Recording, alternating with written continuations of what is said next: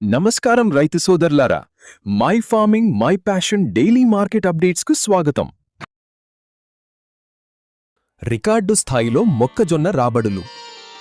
ప్రముఖ మొక్కజొన్న ఉత్పాదక రాష్ట్రాలైన బీహార్, బెంగాల్, అస్సాం, ఆంధ్ర, తెలంగాణ, కర్ణాటకలలో రికార్డు స్థాయిలో కొత్త మొక్కజొన్న రాబడి అవుతున్నది. అన్ని రాష్ట్రాలలో రైతుల సరుకు దాదాపు ఒకే ధరతో అమ్మకమవుతున్నది.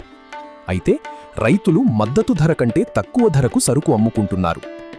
ఈ ఏడాది 2025-26 ఖరీఫ్, రబీ, యాసంగి సీజన్లలో ఉత్పత్తి పెరిగినందున స్టాకిస్టులు ముందుకు రాకపోవడంతో మరియు ఎగుమతులు ఆశించనంతగా లేకపోవడంతో మొక్కజొన్న ధరలు పెరగడం లేదు. ప్రస్తుతం బీహార్, బెంగాల్, అస్సాం, ఝార్ఖండ్లలో కొత్త మొక్కజొన్న సీజన్ ప్రారంభమైంది. అయితే ఆంధ్రప్రదేశ్లో రికార్డు స్థాయిలో రాబడులతో పాటు Tamil Nadu cattle feed, poultry feed పరిశ్రమల కోసం రైల్వే రేక్ల ద్వారా సరుకు రాబడి అవుతున్నది. బీహార్లోని గులాబ్ నగర్, మోతిహరి తదితర ప్రాంతాలలో కలిసి దినసరి 2000 బస్తాలు, అస్సాంలో 45 నుండి 50,000 బస్తాలు, ఝార్ఖండ్లో 25 నుండి 30,000 బస్తాలు రాబడి కాగా 1850 నుండి 1900 ధరతో తూర్పు భారత పౌల్ట్రీ పరిశ్రమ మరియు పంజాబ్ ప్రాంతపు ఇథనాల్ కంపెనీలకు వ్యాపారమైంది. గుంటూరు, ప్రకాశం తదితర జిల్లాలలో వారంలో 8 నుండి 10 రేక్ల మొక్కజొన్న రాబడి కాగా తమిళనాడు వ్యాగిన్ డెలివరీ 1900 నుండి 1910 ధరతో వ్యాపారమైంది.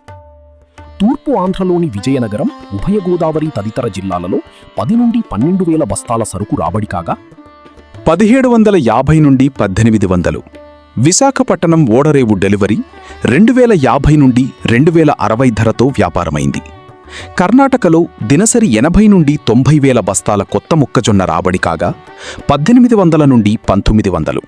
కేసముద్రం, జడ్చర్ల, ఖమ్మం, నల్గొండ, కరీంనగర్, వరంగల్ ప్రాంతాలలో 65 నుండి 70,000 బస్తాల సరుకు రాబడి కాగా 1675 నుండి 1840. మధ్యప్రదేశ్లోని నిమచ్లో 10 నుండి 12,000 బస్తాల సరుకు రాబడి కాగా నాణ్యమైన సరుకు 1950 నుండి 2000, మీడియం 1850 నుండి 1900, యావరేజ్ సరుకు 1800 నుండి 1850 ధరతో వ్యాపారమైంది.